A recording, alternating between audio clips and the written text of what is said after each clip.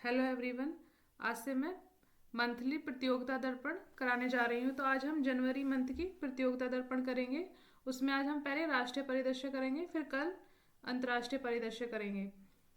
तो ये जो करंट अफेयर में लेके आई हूँ थोड़ा डिटेल में लेके आई हूँ। वैसे तो मैं वन लाइन में भी ला सकती थी या फिर क्वेश्चन आंसर फॉर्मेट में भी ला सकती थी, लेकिन वो इतना हेल्पफुल नहीं होगा क्योंकि आजकल जो कॉम्पिटिटिव एग्जाम में क्वेश्चन करंट से रिलेटेड क्वेश्चन पूछे जा रहे हैं तो वो काफ़ी डिटेल में पूछे जा रहे हैं। तो उससे सॉल्व करने के लिए हमें भी थोड़ा डिटेल में जाना पड़ेगा। तो इसलिए थोड़ा डिटेल में ही लेके आई हूँ मैं करंट अफेयर। तो स्टार्ट करते हैं। जो फर्स्ट खबर है हमारी, फर्स्ट न्यूज, कर्तव्य पथ पर गणतंत्र दिवस परेड में सैन्य शक्ति, प्रगति एवं सांस्कृतिक विविधता का भव्य प्रदर्शन। इस बार हमने मतलब किसी राष्ट्रीय अध्यक्ष को गणतंत्र दिवस समारोह में मुख्य अतिथि के रूप में आमंत्रित करने की परंपरा रही है। तो इस वर्ष जो आमंत्रित किया है वो यूरोपीय परिषद के अध्यक्ष एंटोनियो कोस्टा और यूरोपीय आयोग के अध्यक्ष सुश्री उर्सुला वॉन डेर लेन को आमंत्रित किया था। और ये हमारा 77वां गणतंत्र दिवस समारोह था। इसके ये दोनों मुख्य अतिथि थे तथा ये दोनों ही पारंपरिक अश्व बग्घी पर राष्ट्रपति श्रीमती द्रौपदी मुर्मू के साथ कर्तव्य पथ पर मुख्य मंच पर आए, जहां इनका स्वागत प्रधानमंत्री नरेंद्र मोदी ने किया था। समारोह में मुख्य अतिथि के रूप में इनकी उपस्थिति को प्रधानमंत्री श्री मोदी ने देश के लिए गौरव की बात करार दिया। अलग अलग क्षेत्रों से लगभग 10,000 विशेष मेहमानों को परेड में देखने के लिए इस वर्ष आमंत्रित किया गया था। तो कितने मेहमानों को किया गया था? 10,000। इस वर्ष की गणतंत्र दिवस परेड की थीम वंदे मातरम के 50 वर्ष रखी गई थी। विभिन्न राज्यों, केंद्र शासित प्रदेशों, मंत्रालयों, विभागों, सेवाओं की 30 भव्य झांकियां परेड में शामिल थी। 30 तो भव्य झांकियां शामिल हुई, ये इम्पोर्टेंट है। और जो थीम थी वो वंदे मातरम के 150 वर्ष पर रखी गई थी। जो मुख्यतः स्वतंत्रता का वंदे मातरम तथा समृद्धि का मंत्र आत्मनिर्भर गणतंत्र दिवस परेड 2026 में ऑपरेशन सिंदूर की झलक दिखाती एक झांकी भारत की व्यापक थीम पर आधारित थी। परेड में शामिल 30 झांकियों में 17 राज्यों, केंद्र शासित प्रदेशों की तथा 13 झांकियां विभिन्न मंत्रालयों, विभागों, सेवाओं की थी। इन सब की थीम तालिका में दर्शाई गई है, नीचे है, वो मैं भी करा दूंगी। इस वर्ष की गणतंत्र दिवस परेड विशेष रूप से अत्यधिक आकर्षक एवं रोमांचकारी थी। परेड का थीम यज्ञ वंदे मातरम के 150 वर्ष था। ये इंपॉर्टेंट हो जाता है कि परेड की थीम क्या थी, वंदे मातरम के 150 वर्ष। लेकिन प्रमुख आकर्षण ऑपरेशन सिंदूर रहा। ऑपरेशन सिंदूर में उपयोग में लाई गई हथियार, प्रणालियों, सैन्य संरचनाओं और रणनीतिक क्षमताओं को परेड में दिखाया गया। बाकी हमारे लिए इतना इम्पोर्टेंट नहीं है, नीचे देखते हैं। हाँ, ये इंपॉर्टेंट हो जाता है। उत्तर प्रदेश की झांकी में बुंदेलखंड की संस्कृति का प्रदर्शन रहा। गणतंत्र दिवस परेड 2026 में सर्वश्रेष्ठ मार्चिंग दस्तों और झांकियों के पुरस्कार गणतंत्र दिवस परेड 2026 में उत्कृष्ट प्रदर्शन करने वाली मार्चिंग दस्तों एवं झांकियों के लिए पुरस्कार रक्षा मंत्रालय द्वारा 28 जनवरी 2026 को घोषित किए गए। अब है निर्णायकों के निर्णय के आधार पर पुरस्कार। 3 सेनाओं में सर्वश्रेष्ठ मार्चिंग दस्ता भारतीय नौसेना CAPF, अन्य सहायक बलों के सर्वश्रेष्ठ मार्चिंग दस्ता दिल्ली पुलिस। शीर्ष 3 झांकियां जो राज्य संघ एवं राज्य क्षेत्र को मिली, यह प्रथम मिली महाराष्ट्र गणेशोत्सव आत्मनिर्भरता का प्रतीक। दूसरा जम्मू और कश्मीर के हस्तशिल्प और लोक नृत्य के लिए। और तीसरा मिली केरल को वाटर मेट्रो 100% डिजिटल साक्षरता आत्मनिर्भर भारत के लिए, आत्मनिर्भर केरल।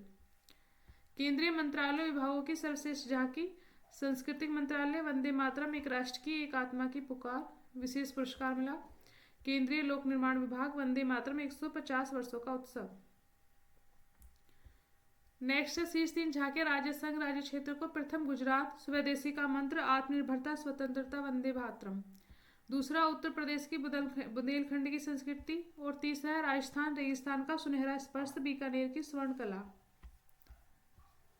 केंद्रीय मंत्रालय विभागों की सर्वश्रेष्ठ झांकी, स्कूली शिक्षा और साक्षरता विभाग, राष्ट्रीय शिक्षा नीति 2020, भारतीय स्कूली शिक्षा को विकसित भारत की राह पर अग्रसर करना।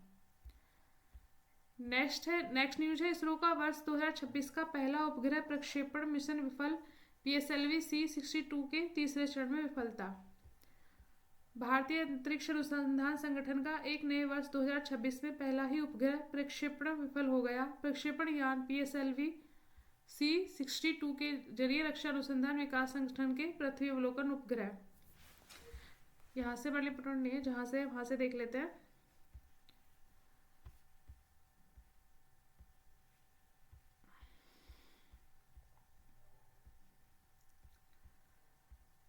यहाँ से हमारे लिए इम्पोर्टेंट है। उल्लेखनीय है कि पीएसएलवी की गणना विश्व के सबसे विश्वसनीय प्रक्षेपण यानों में की जाती है। इसके जरिए ही चंद्रयान फर्स्ट, मंगलयान व आदित्य L1 एवं एस्ट्रोसैट जैसे मिशन लॉन्च किए गए थे। वर्ष 2017 में पीएसएलवी की ही एक उड़ान द्वारा 104 उपग्रहों का एक साथ प्रक्षेपण किया गया था। ये हमारे लिए 2-3 लाइन इंपॉर्टेंट हो जाती हैं एग्जाम के पर्पज से। नेक्स्ट है, स्वदेश निर्मित पहले हल्के लड़ाकू विमान तेजस की पहली उड़ान के 25 वर्ष पूर्ण हुए। भारत के स्वदेशी हल्के लड़ाकू विमान तेजस ने अपनी पहली उड़ान के 25 वर्ष 4 जनवरी 2026 को पूरे किए। स्वदेश निर्मित इस विमान की पहली टेक्नोलॉजी डिमॉन्स्ट्रेट उड़ान 4 जनवरी 2001 को बेंगलुरु से हुई थी। सबसे इंपॉर्टेंट लाइन ये है कि स्वदेश निर्मित है। और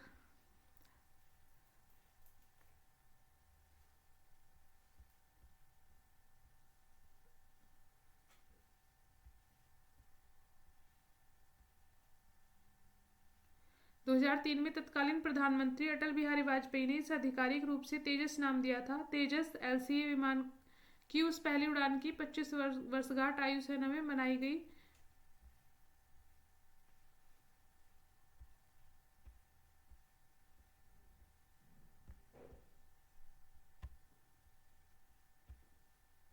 तेजस एलसीए की 4 जनवरी 2001 को परीक्षण उड़ान के पश्चात विभिन्न परीक्षण के बाद इस विमान को वायुसेना में शामिल किया गया था तथा बाद में तेजस MK-1A एवं MK-2 जैसे उन्नत संस्करणों का विकास हुआ। तीसरी इंपॉर्टेंट खबर है, भारतीय तटरक्षक बल को मिला पहला स्वदेशी प्रदूषण नियंत्रण पोत समुद्र प्रताप। तटरक्षक बल में सबसे बड़ा पोत। तो ऐसा क्वेश्चन बन सकता है कि समुद्र प्रताप क्या है? तो ये स्वदेशी प्रदूषण नियंत्रण पोत है। ये गोवा शिपयार्ड लिमिटेड द्वारा निर्मित 2 प्रदूषण नियंत्रण पोतों में से पहला स्वदेशी प्रदूषण नियंत्रण पोत है। ICGS समुद्र प्रताप 5 जनवरी 2026 को भारतीय तटरक्षक बल में कमीशन किया गया। गोवा शिपयार्ड लिमिटेड ने यह पोत दिसंबर 2025 में ही तटरक्षक बल को सौंपा था।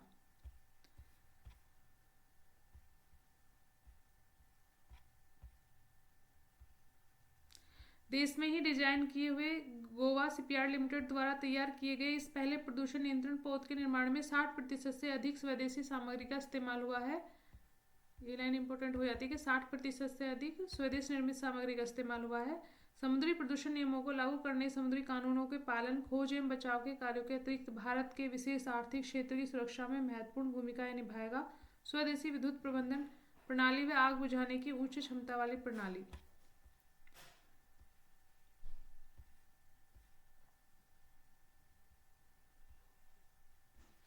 नेक्स्ट है, देश में पहली स्लीपर वंदे भारत एक्सप्रेस का परिचालन गुवाहाटी कामाख्या हावड़ा के बीच प्रारंभ हुआ।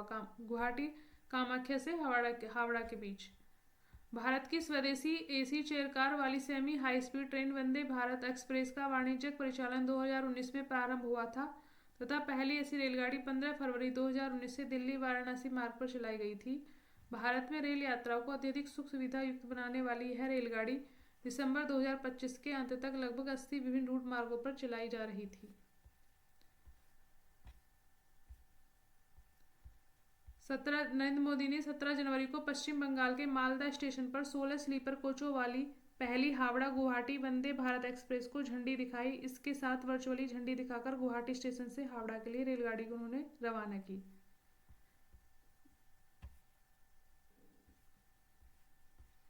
नेक्स्ट 2025 में भारत में मौसम के संबंध में भारतीय मौसम विज्ञान विभाग की रिपोर्ट। बीते वर्ष 2025 में भारत में मौसम के संबंध में रिपोर्ट भारतीय मौसम विज्ञान विभाग ने 1 जनवरी 2026 को जारी की।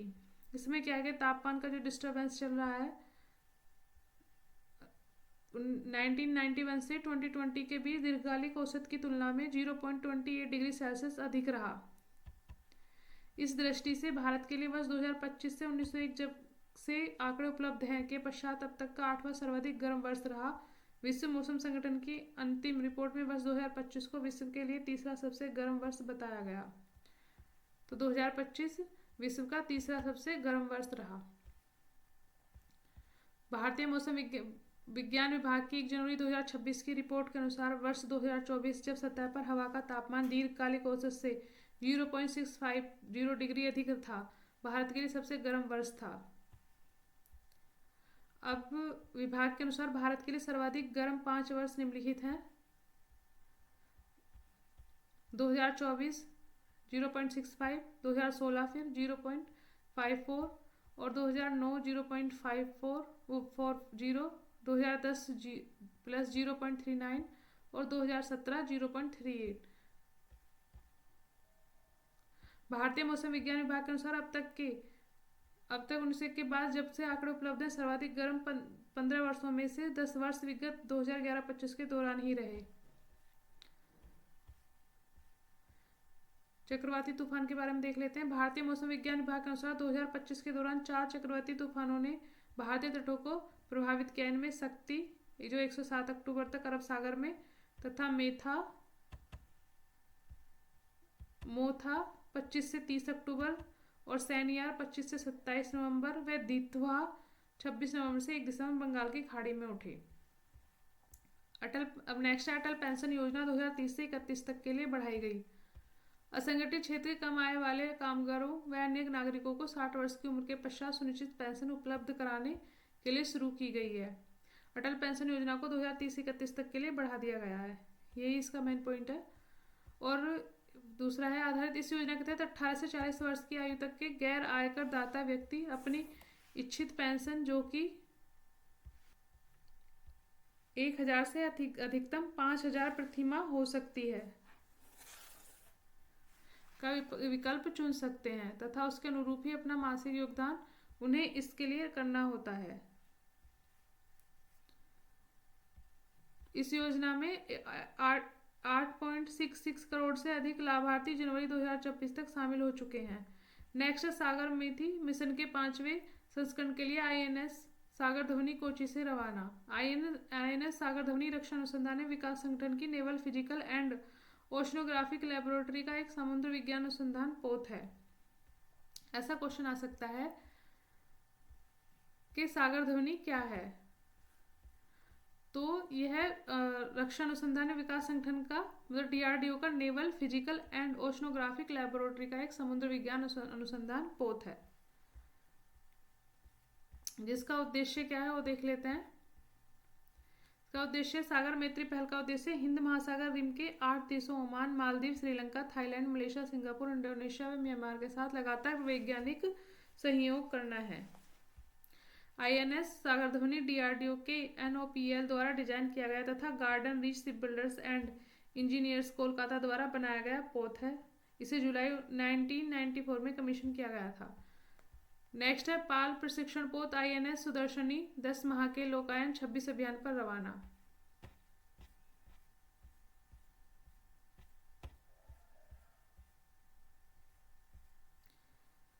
नेक्स्ट सांख्यिकी एवं कार्यक्रम कार्यान्वयन मंत्रालय का नया लोगो व शुभंकर जारी किया।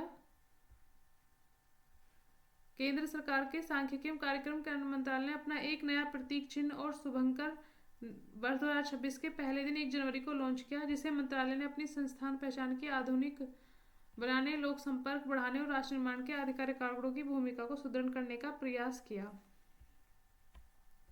नए प्रतीक चिन्ह लोगों के साथ ही सांख्यिकी एवं कार्यक्रम कार्यान्वयन मंत्रालय ने अपना नया शुभंकर मास्कोट भी जारी किया जिसे सांख्यिकी नाम दिया गया। भारतीय विशिष्ट पहचान प्राधिकरण के आधार का शुभंकर उदय। आधार जारी करने वाला भारतीय विशिष्ट पहचान प्राधिकरण ने आधार का शुभंकर 8 जनवरी 2026 को जारी किया, जिसे उदय नाम दिया गया है। तो ये हमारे कुछ राष्ट्रीय परिदृश्य थी, कुछ खास इंपॉर्टेंट नहीं रही है इसमें कुछ खबरें, तो इसलिए मैंने कुछ खास डिटेल में भी ज़्यादा टाइम नहीं लिया आप लोगों का। बाकी आगे जैसे जो बजट से रिलेटेड है, बजट का मतलब आर्थिक सर्वे है, बजट है, इसे हम थोड़ा डिटेल से करेंगे।